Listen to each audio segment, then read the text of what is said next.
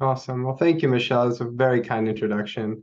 And I'm really delighted to be here for a couple of reasons. One is Denver is one of the cities that I visit most each year. I'm actually a big rock climber, so I visit Denver and then head out into the outside the city for where I can actually find some places to climb. Two, I think that, well, impact investing of all the anchor strategies is the one that excites me the most because I think it's the one that's most overlooked and the one that in the end can really have the greatest potential of all of them and really complement the other ones we talk about. And then three, I really think a lot of the pieces of the puzzle that can come together to create a strong ecosystem for local place-based investing is really present in the Denver region. And I think a lot of you on the call are critical pieces to that puzzle. And so excited to be here and have this conversation with you. I'm going to walk through a few slides, introduce very briefly Han. This is not really about Han today. It's more just about place-based investment. So spend most of my time talking about our lens on that, which aligns with a lot of the lenses of other organizations doing this type of targeted impact investments within the geographies they serve. Touch on a couple of case studies, not just of health systems, but also name a university and a port that are doing this work. Talk a little bit about how there are collaboratives and anchors like yourself around the country that are coming together to think about this strategy, and then really try to spend as much of the time reflecting and having a discussion as a group. So that's the hope, and really kind of four objectives. One is to hopefully educate a little bit on this topic. There are some experts in the room. Nick, I hope I say something that is new to you. And then there are others that might be just getting started with this work. Talk a little bit about best practices and perhaps from some uncommon suspects in that area in particular. And then really want to surface what are the key questions that folks have, and then to reflect on individual next steps for what this might mean for your institution and your participation in the Denver Anchor Network. So a little bit on how this conversation is emerging around the country. So these are a couple of headlines from different trade publications in the healthcare sector, but we're really starting to see this strategy emerge as one that healthcare systems and other organizations, my expertise is mostly in the healthcare space, but I will talk broadly to what other anchors are doing as well, are doing around this type of targeted geographic impact investing. The news article on the left is actually from a collective impact strategy that the Healthcare Anchor Network helped organize, and the one on the right, I'm happy to send around these articles after the call as resources, is related to just kind of the state of play of hospitals doing impact investing around the country. And our role really at Han, just very briefly, is to help continue this trend and to scale this work across the country and really help our partners understand how they can leverage their hiring and their purchasing, but also this resource they have around investment and other key institutional assets to create more economically and racially equitable local economies that ultimately sustain healthy communities. And at the end of the day, it comes down to how do we fully activate the institutions you all work for as the community assets they are. And oftentimes, I think we intuitively understand what that might mean around hiring and purchasing, and we often overlook the opportunity that comes from this lens around investment. And so just a little bit more about what we do and kind of how it ties specifically to investment. We support our member health systems, and we have 75 members currently from across the country, including a number that are part of the Denver Anchor Network, around how they can do assessments, self-assessments, different case studies on how the strategy is structured, different spaces for learning and sharing. We've worked together to help articulate what best in class is, and I'll talk a little bit more about that from our leadership commitment perspective. And then we really do collect data from all of our members on this strategy, and have really become and are able to say more about what the state of play looks like for this across the country, not in terms of dollars that health systems are setting aside for it, dollars that they've actually made investments with, and then the types of projects that they're supporting. So just briefly, though, just so we're all working with shared language, and obviously you guys belong to an anchor network, so there's a solid foundation here. But just from our perspective, we see each of you as anchor institutions. You're an economic engine. You have an embedded social mission. You're rooted in place. And for us, that creates an opportunity. That in and of itself isn't necessarily a good thing. Obviously, there's a legacy of anchors not doing well by community. And we think that opportunity for this work is really the anchor mission. How do we set a North Star about how we want to leverage all of our resources with a lens towards addressing deep-rooted inequities, and really with leveraging all of the assets we have with a specific emphasis on the economic resources we have as organizations. And so not necessarily an end state, but a North Star for this work. And that really undergirds why we talk about and focus on place-based investment. It really is a conversation around what are all the assets we have as organizations? How do we have a more intentional lens on those? And then think about what tables we can be part of and how we can deploy those strategically. So within Han, we are primarily focused on hiring, purchasing, and place-based investment. But I did want to name that there's kind of a second layer of strategies that we're seeing emerge across the country. And those around how do you leverage your voice differently through policy advocacy? How do you think of the grant making you do and how that can accelerate these other strategies? And I'll talk a little bit about how we define grant making and community giving as separate and apart from what we're talking about here today with place-based investment and investments that produce a return and come back to the institution. But there are opportunities to align those things. And then there's opportunities to think about how this actually plays into the footprint you have as an organization in terms of land you have available, or your own ability to acquire land or help put vacant land back into productive use, and then thinking about skills-based volunteering as a more intentional way to build community capacity. So today's conversation really is about place-based investing, but I'll touch very briefly on how I think this strategy connects most intentionally to policy advocacy, community giving, and building for impact, especially for those institutions on the call that might not have large investment reserves that can be easily deployed for this strategy. So a little bit about place-based investing from a definition standpoint. We're really talking about a strategy that leverages the long-term reserves that institutions have, with an emphasis on generating a positive measurable impact, so I'm in that second green arrow from the left, and a below market rate return for that asset category.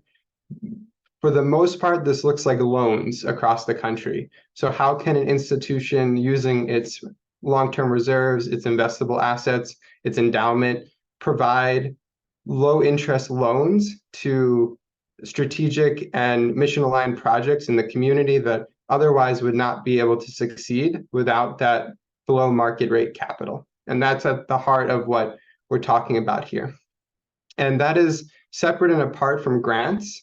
Grants are, of course, critically important for so many community partners related to programming and sometimes related to these type of larger scale sustainable projects. But of course, there are never enough grant dollars to go around, especially in the healthcare space. It's an incredibly difficult time for operating margins. There's even fewer grant dollars to go around.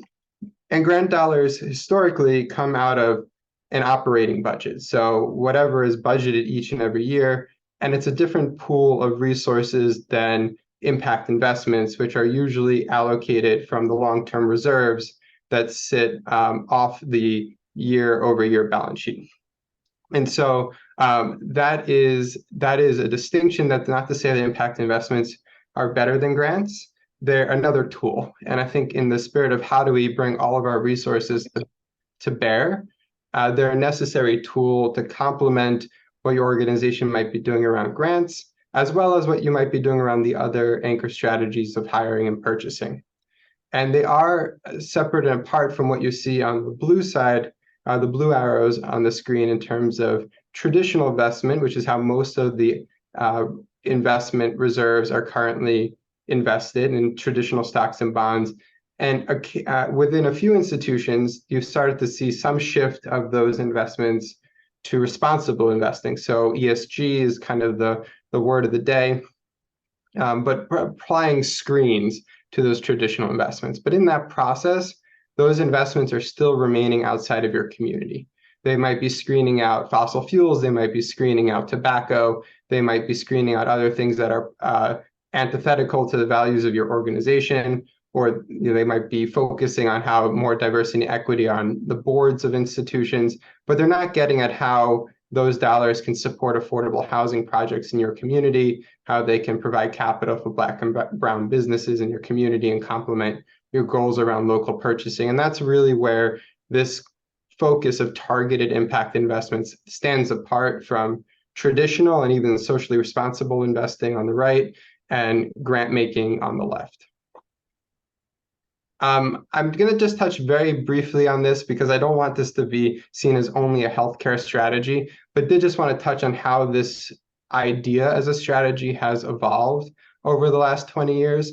And really the origins of impact investing in healthcare are within the Catholic space.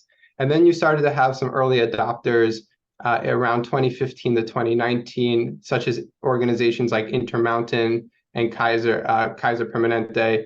And then you have the next layer that partly as a result of our leadership commitment in Han, as well as how this is picking up steam in terms of an area of interest for health systems across the country, we're starting to see that next layer. You have a similar process in the foundation world. For a number of years, place-based foundations have been pursuing impact investments. This is not new to that sector. And I think they're a great partner with larger anchors on thinking about collaborative projects.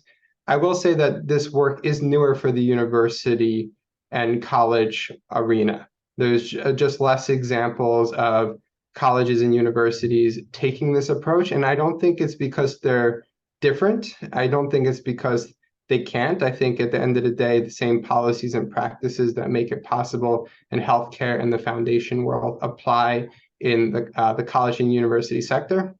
I just think there's been less requests from either students or from the constituencies that universities and colleges serve to think about this strategy. And the overall anchor approach is kind of manifested differently in the university and higher ed sector over the last 20 years. But I think there's a lot of potential, and hopefully some of the universities and colleges on this call might lean into that as well. So just a little bit in terms of what we have come to name as best in class from the healthcare perspective. And I think that this is somewhat carries across multiple sectors. We really see that kind of getting to the goal of 1% of reserves is the current best in class for what a leading institution in this area is doing. We have some institutions that are above 1%, such as Intermountain that's allocated 2%. There's definitely a number of foundations that have gone higher than 1%. I think notably Ford, I think they set a goal of 5% or even 10% as a goal. And that's not necessarily those dollars go out the door overnight. It's a goal of, okay, in our investment policy, we can carve out up to this amount for these type of intentional loans and investments within our footprint and find the right projects over time to put that money towards. In the case of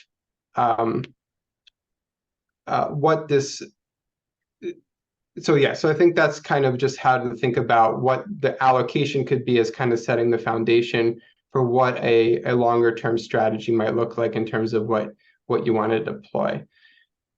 Within Han, we have 13 systems that have made at least this 1% commitment, including 3 that have a footprint within the Denver region, notably Intermountain, Kaiser Permanente, and Common Spirit Health. And I think that's, again, one of those ingredients that I was talking about. That's really rare. That's incredibly rare to have 3 large institutions with a significant amount of internal capacity for this work, to have already in place those level of infrastructure to make these investments. And That doesn't necessarily mean they're looking, and I'll let obviously Nick talk more about this in the Q&A, but I think there's an opportunity to think about how to help those systems, none of which are headquartered in Denver, better deploy capital in it through a pipeline strategy within the footprint. And that's an opportunity to think about something as a group. And I think when you think about building this, for those that don't have a strategy yet, there's really 5 considerations that we see. There's this initial consideration around risk and return, which is the thing that comes up most often. And I think what we see is that the risk is, the belief around risk is overstated, especially if you go with certain partners. Return, that is really an internal conversation around what rate of return is our goal here. Are we treating this 1% as concessionary? Are we treating this as trying to get as close to market rate return as possible, but accepting a slightly below market amount? And then thinking about the capacity of who's going to do this work internally. Is your organization going to have its own FTE? Is it going to be a partnership between those that are community facing and finance, who would do some of the due diligence? Control is really around how much control do we want to have around the project? Do we want to work through an intermediary that will have less risk, but maybe a little bit less control in the project? Or do we want to be more hands-on in terms of what the project is, and therefore maybe take a little bit more risk in terms of the success of the project? And then community. How do you want to engage community around their input and their priorities as it relates to the projects you invest in? And this is really what we see as the considerations that organizations are thinking through as they develop their framework for this work. And I think one of the things that I wanted to say on the last slide, which is, again, best in class right now looks like 1%. And what I like to remind folks is that that's only 1%, right? That's only 1% of the long-term reserves you have as an organization. It, in the long term, has a negligible, if any, impact on the financial well-being of the organization. But that 1% of all of your institutions together adds up to a very large amount of capital that would be available to fill market gaps within the footprints you serve.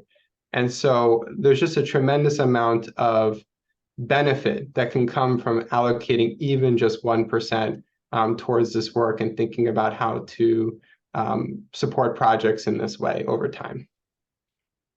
So I think just very briefly in terms of some of the long-term impacts of this, I don't think this will come as a surprise, but really in terms of supporting the local ecosystem of business development, of affordable housing, of the things that are really necessary to create a more equitable region. And I think if there's anything to take away from this is that we in the US don't really have good ecosystems of local support around community economic development and community wealth building, which is part of our frame at the Healthcare Anchor Network, really around shared equity strategies. And as a result, as organizations move into this space, there is some work to be done to help build the pipeline of projects to make doing these investments easier and less one-offs each over time. But like I said, I think there's the players on this call, from the city to place-based foundations in the region to the eds and meds, that really offer an opportunity, and the Denver Anchor Network itself, that really offer an opportunity to think about how to make that ecosystem more efficient and effective to bring capital into the local economy over time to address these issues of inequities within the community. So I'm just going to talk through a couple of case studies, and I purposely wanted to hold up organizations that aren't as large as an Intermountain or Kaiser Permanente or Common Spirit Health. Those are all 3 large health systems. And I think there's sometimes a perception that only large institutions can do this work. And I think that's not true. Partly, I was on the board of a very small place-based foundation in DC. We only had 25 million under assets under management. And we were able to think creatively about how we could allocate 1% of our portfolio. And actually, by the time I left, we had allocated 1 million towards this work. So that was actually about 2.5% by the time that, or actually a little bit more than that by the time I left, that we had allocated towards this work. And what we did is we got creative. We worked with other organizations that had more capacity for due diligence to vet projects. We really asked what was our highest and best use of our dollars to catalyze projects within the region. We asked how could we help convene other funders and other players in the region that might have more capital to come to the table. And we see this also within the healthcare space, where some of the smallest institutions in the healthcare anchor network have actually been able to move the fastest as it relates to this particular strategy. And in some ways, institutions can have more benefit more quickly from place-based investing than they can from their purchasing and hiring work, because even though those strategies are better understood, they're complicated. They're complicated to build a hiring pipeline. It's complicated to shift purchasing locally. But this strategy is more about, okay, can we get to yes on the fact that we should use a portion of our investments to support local projects, and then there are lots of partners who are out there willing to help you figure out what to invest in. And so this is UMass Memorial. They're located in central Massachusetts, relatively small institution. So 1% of their investment portfolio was actually, so the slight typo there, 1% was 4 million. So they've up to this point, they've allocated 2% of their portfolio. And in really a few short years, they've been able to commit over 4 million of that to a number of different projects, everything from helping those that are chronically homeless to providing a line of credit, which I'll talk about on the next slide, to a community land trust, to actually providing a loan to a social enterprise that is helping create businesses for individuals with disabilities, and really did that one from a community-informed process where the community was like, we need an ice cream, a place to buy ice cream in our town, and the Center for Hope was like, okay, well, we can use that as a social enterprise that provides skills to individuals living with disabilities, and that would meet a need, really respond to this goal of building skills. And then UMass Memorial is actually now thinking about how might that be the first part of a hiring pipeline into positions at their institution. So I think there's that opportunity to think about how all of these things come together over time. And as you can see, some of the strategies below, they've done a variety of things, from not just working with intermediaries like community development financial institutions, which is where many health systems get started, or anchors in general get started working through established financial intermediaries. They've also decided to make some loans directly to community development corporations and other local nonprofits, which is a bit unique. And they have a pretty collaborative process in their organization to vet these projects and to deploy capital. And they've, again, are leveraging their community health needs assessment and other assessments already to make sure that these strategies are reflecting community input and community priorities. I was talking briefly about their partnership with Worcester Common Ground, which is a goal to provide first-time home ownership. And they provided a really critical line of credit to that organization in order for it to acquire land and to rehabilitate or build on that land new homes that would be affordable. Another example, and this is actually a part of the university system, University of California, San Francisco. This is a pilot this campus is doing, and they were able to get a carve out of 5 million, and then went through a pretty lengthy process that we actually helped them on to develop kind of a request for proposal, got a number of applications in from CDFIs, mostly in the region, and then made an allocation to 4 of those CDFIs of roughly $1 to $1.5 million each, and deployed that full 5 million in 3-year terms at 1% interest. So they made a decision to offer it at that low interest rate, and a variety of projects related to mostly capital for businesses in the region, and really ensuring credit was extended. I think one of the investments was related to housing. but we can provide descriptions of each of the projects that they have supported. And now they're looking at how they can scale this across the full UC system. Actually, I did a presentation a few weeks ago for the entire UC Office of the President and all the campuses around how they're trying to commit all of the campuses to the anchor institution lens and move forward a collective strategy that is localized, specific to different campuses, but leverages organizational resources at the same time. Another organization, Hawaii Pacific Health, relatively small health system on the island in the state of Hawaii, and they've allocated 1%, around $8 million,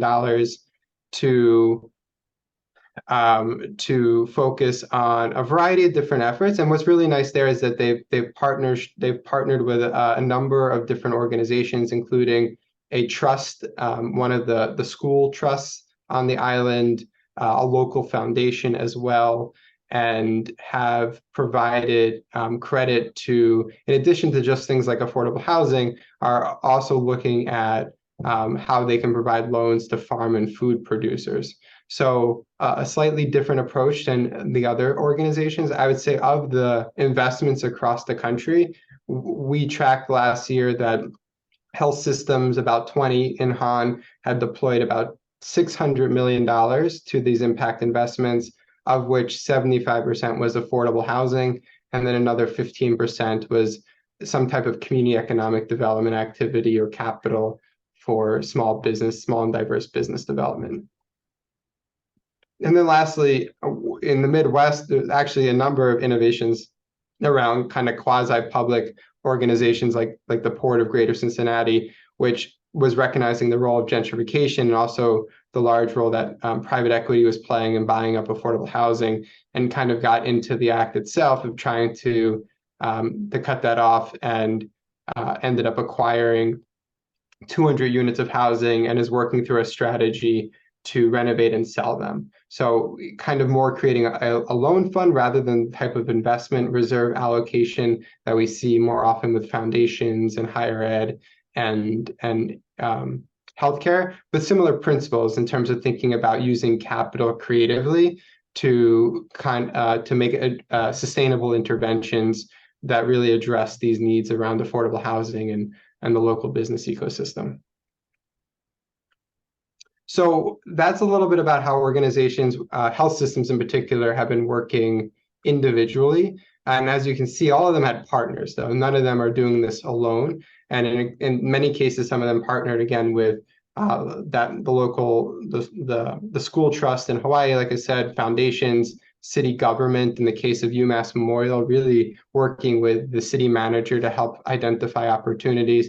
And I think all of those are ways that organizations can get help on building the pipeline of projects, and also think about how to get more scale and impact to their work, even if they only might have a small amount of capital to put towards projects within a larger region.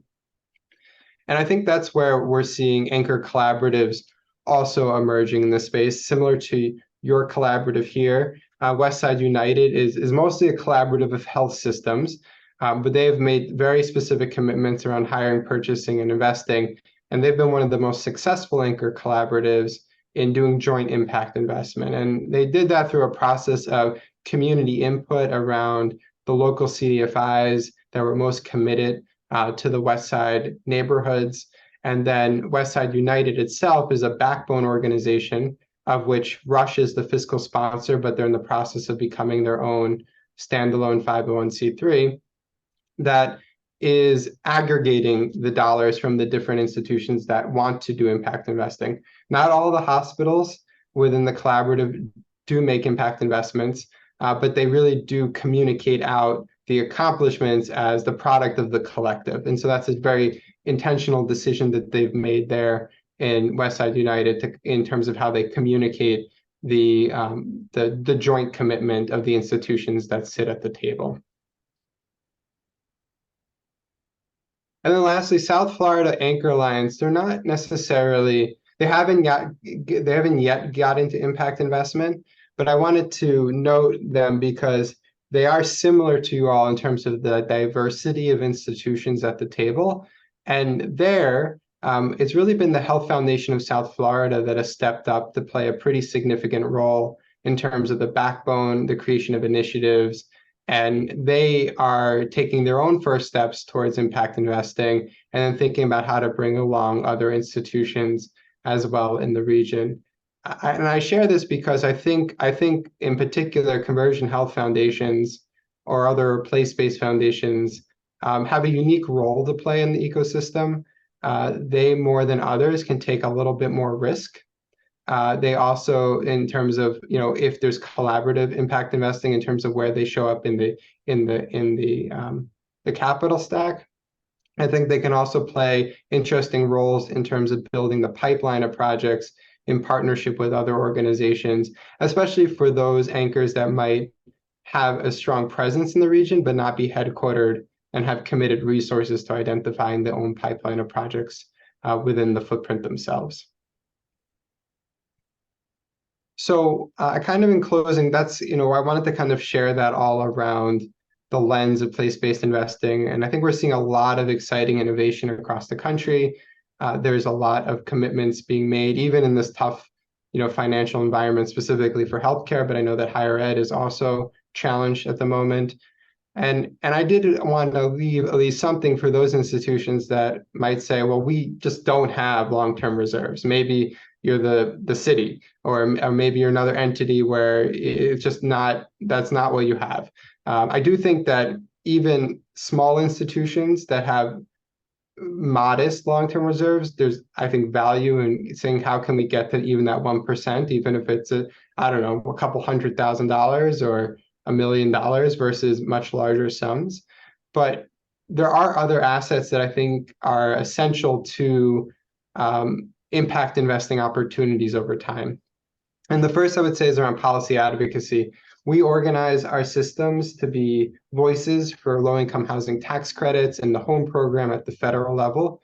But there may be ways to think about local or state advocacy that would create a better enabling environment for place-based investment within Denver or the state of Colorado.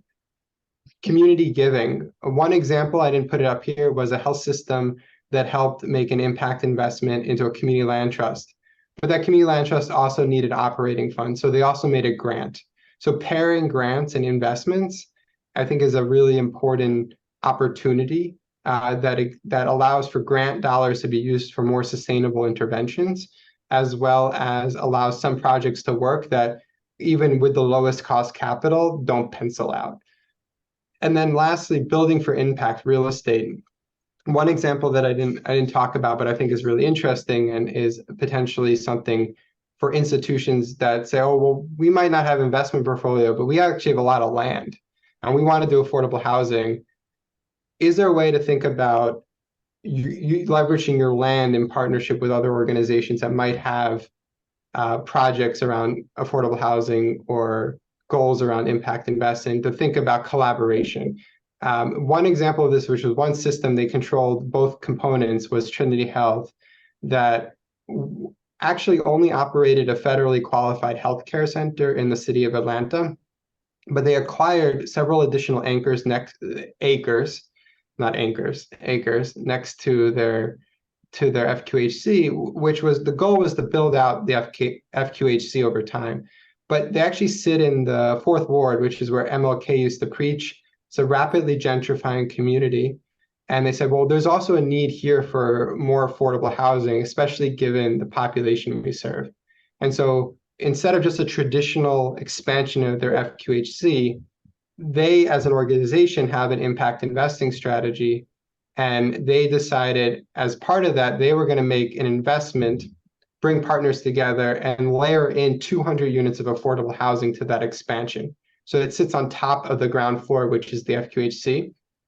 And they also used some grant money to help make that project pencil out. So they brought together investing, community giving, and building for impact in one really high impact project in that community. So I'm gonna wrap there and just kind of put out there, if there's additional things you'd like to learn more about, What could next steps at your institution look like? What type of collaboration is possible in this space? I'll hand it back first to Michelle to see if there's anything you'd like to say before we open it up to conversation. No, Dave, I really appreciate seeing those specific examples. I think before we move into asking I love the questions that you've prompted our group with, but let's first see if anybody has questions based on your presentation. So maybe we could go stop sharing screen and give people an opportunity to reflect on what they heard or ask follow-up questions. Sure. Maybe while people are thinking of their question, I did get a private message chat. We're happy to share the PDF version of this presentation with everybody on the call. And we also have a 5-pager that Kate put in the chat that summarizes what's publicly available from all the systems in terms of the amount of money they've committed, how much they've deployed to date, and an example of one project that they've been doing in this space. I see Paul's got his hand up. Curious, what has been the change process or the steps that people have gone to as they evolve from 1% to 2% or from 1% to more? Because I'm hearing that like 1% is almost this very easy first step, and you're like, it's just 1%, you know, it's 1% of your budget, you know. But then you mentioned several case studies where people did more than that, so I just wondered how that evolved for them. Yeah, so I think what I would recommend is that if you're going to go through, so for most institutions, what needs to happen is this requires a change to the investment policy of the organization. So it's actually not budget. It's not part of the budgeting process. It's usually something that flows up to the investment committee of an organization and is a change to that policy. And if you're going to make the change to that policy, my recommendation is to not link it to a dollar amount, but to link it to a percentage of the portfolio, because your portfolio is still growing year over year. And therefore, linking it to a percentage means that that pool of dollars you have for investments will also grow in terms of a nominal amount year over year, even as you start to allocate it. And so I think 1% is just it's 1%. And so for many institutions, that's a decent amount of money. It's, you know, tens of millions of dollars for very large institutions. Even for small institutions, it's, you know, north of $1 million. And so I think I would encourage going for that 1% first, and then over time, as you reach the cap of deploying it, like one of our institutions is doing it, then saying, okay, what do we feel comfortable for in terms of, do we want to go 2%, 5%? Common Spirit has in its bylaws that it can allocate up to 5%. I think, Nick, I don't know if you want to comment on this, but you guys went to 2% right off the bat. I don't know if you're familiar with the internal conversations that enable that jump, because we were only recommending 1% at the time. Yeah, I think it was actually a sort of activist board member who sort of believed in this work. He's no longer on the investment committee, but he was a part of the committee making the decision that day, and he sort of thought that Intermountain ought to be a leader if we're going to do it. So he kind of made the recommendation to do 2%. So getting your board members on your side can really be helpful as well. And I think there's often a perception that the board is going to resist this, but our experience has been that in 9 out of 10 cases, the board is the biggest champion of this. They understand it immediately, and they are there because they think the organization could have more of an impact in the community than it does. Joanne? Yeah, this is really impressive. I'm just wondering, I don't know if Denver has any kind of a similar asset map where we know what our anchor institutions are doing, what they're investing in.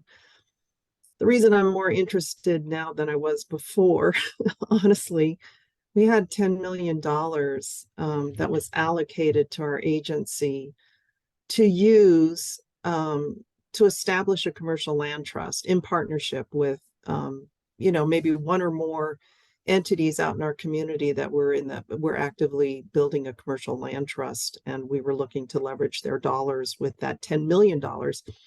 And then unfortunately, they took that $10 million away. They repurposed it for another project, another initiative. So we had to cancel the RFP and everything. It was really disappointing.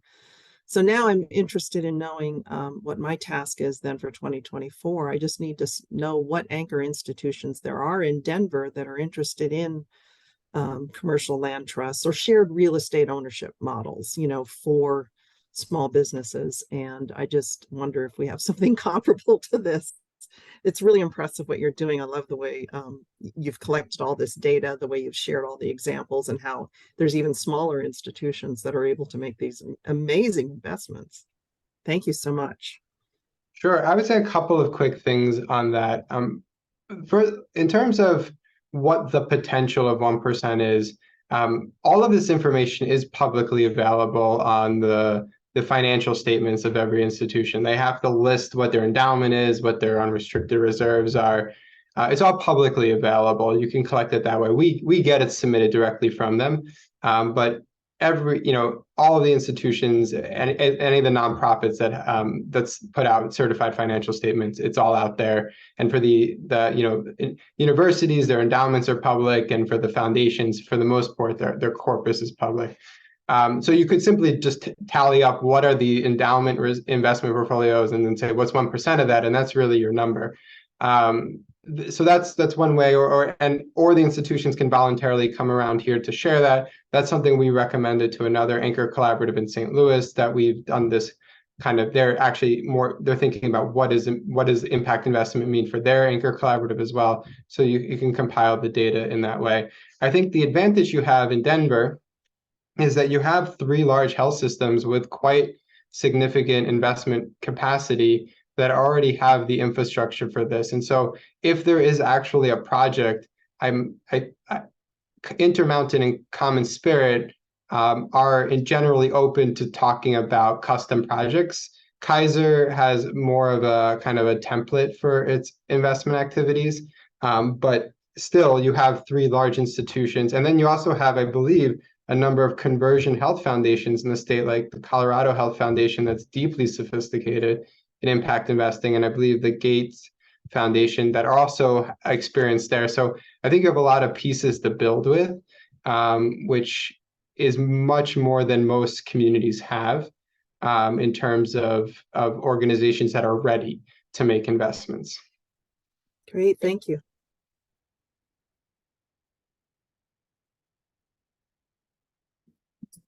Do you have any stories of losses that anchors have experienced or investments that didn't work out? I mean, there are probably lots of investments that didn't turn out the way they thought, but I'm just curious to hear if there's any losses. Very few. So I think there was one CDFI that went out of business in the Great Recession, mostly political reasons, Shore Bank in Chicago. And so one health system back then had some investments with them. And then there's 1 or 2 examples of direct investments, which are inherently a little bit more risky, that haven't gone bad, but things have changed in a way that they kind of need to be salvaged. But for the most part, I mean, I don't know, most recently, Enterprise, as one of the largest CDFIs in the country, had its rating upgraded by S&P to like a pretty significant jump up. And so you're starting to see, in particular, the large CDFIs. Of course, the larger the CDFI, probably the less discretion you have over the project that it will go to, because you're putting your money into a larger capital stack. At the same time, the large CDFIs are very solid in terms of their investment track record. And there are organizations like Ares that rate CDFI quality. And we really don't have any examples of organizations not getting their investments back, especially those that have gone through CDFIs. I think as an organization has more maturity, there are different ways to protect. For example, when we were at the Consumer Health Foundation, we actually decided to use some of our dollars as a loan loss reserve fund.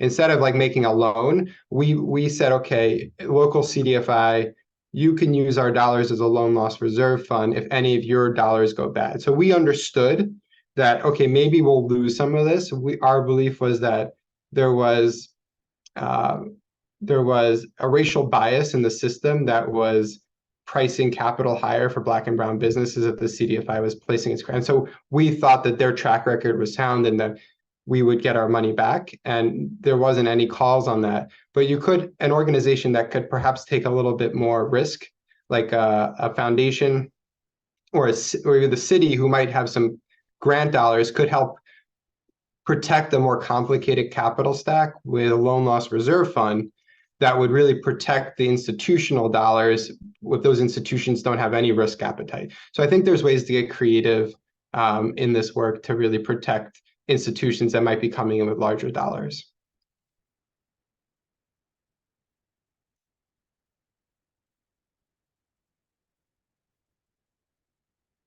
Sorry, I'm muted. I know I'm cognizant of the time here. We've just got a few more minutes.